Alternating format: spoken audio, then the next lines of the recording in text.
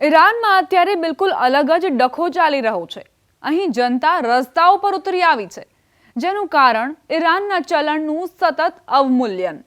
અહીંનું ચલણ ઐતિહાસિક નીચી સપાટીએ પહોંચી ગયું છે, જેના કારણે સોમવારે છેલ્લા 3 વર્ષના સૌથી મોટા વિરોધ પ્રદર્શનો થયા। ઈરાનના સેન્ટ્રલ બેંકના વડાએ રાજીનામું આપી દીધું છે અને સ્થિતિ એવી છે કે ચલણ તળિયે ગયું છે અને જનતાનો ગુસ્સો 7મા આસમાને છે। કેટલીક જગ્યાએ વિરોધ દરમિયાન રાજાશાહીની પણ માંગ કરવામાં આવી।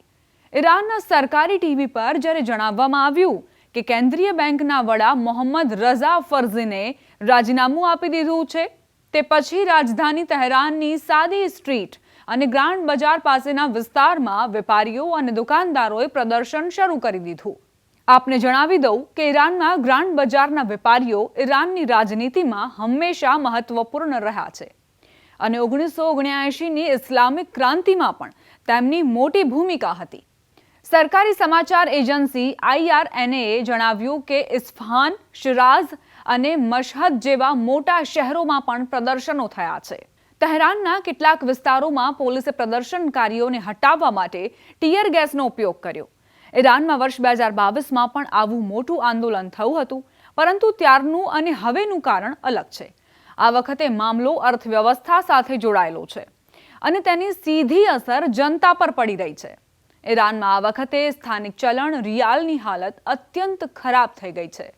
રવિવારે ડોલરની સામે રિયાલ 14.2 લાખના નીચલા સ્તરે પહોંચી ગયું, જે સોમવારે 13.8 લાખ રિયાલ રહ્યું। જ્યારે સેન્ટ્રલ બેંકના વડા ફર્ઝીને 2022માં પદ સંભાળ્યું હતું, ત્યારે ડોલર લગભગ 4.3 લાખ રિયાલમાં મળતું હતું। ઈરાનમાં સતત ઘટતી મુદ્રાએ મોંઘવારીના દરને પણ વધારી દીધો છે। CNNના અહેવાલ મુજબ ડિસેમ્બરમાં મોંઘવારી દર 42.2% રહ્યો, જ્યારે ખાદ્ય પદાર્થોની કિંમતો 72% સુધી વધી ગઈ। દવાઓ અને મેડિકલ ટ્રીટમેન્ટની કિંમતો 50% સુધી વધી, જે હાઇપર ઇન્ફ્લેશન તરફ ઇશારો કરે છે। આ જ વચ્ચે ઈરાની મીડિયામાં સમાચારો છે કે સરકાર 21 માર્ચથી શરૂ થનારા નવા ઈરાની વર્ષમાં ટેક્સ વધારી શકે છે, જેનાથી લોકોની ચિંતા વધુ વધી ગઈ છે। તેમજ પેટ્રોલની કિંમતોમાં ફેરફારે પણ લોકોનો ગુસ્સો ભડકાવ્યો છે।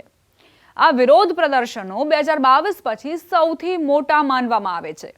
આ પહેલા વર્ષ 2022માં મહેસા જીના અમીની નામની 22 વર્ષની છોકરીને પોલીસ કસ્ટડીમાં લીધા પછી અને તેના મોત પછી આખા દેશમાં મોટા પાયે આંદોલન થયા હતા।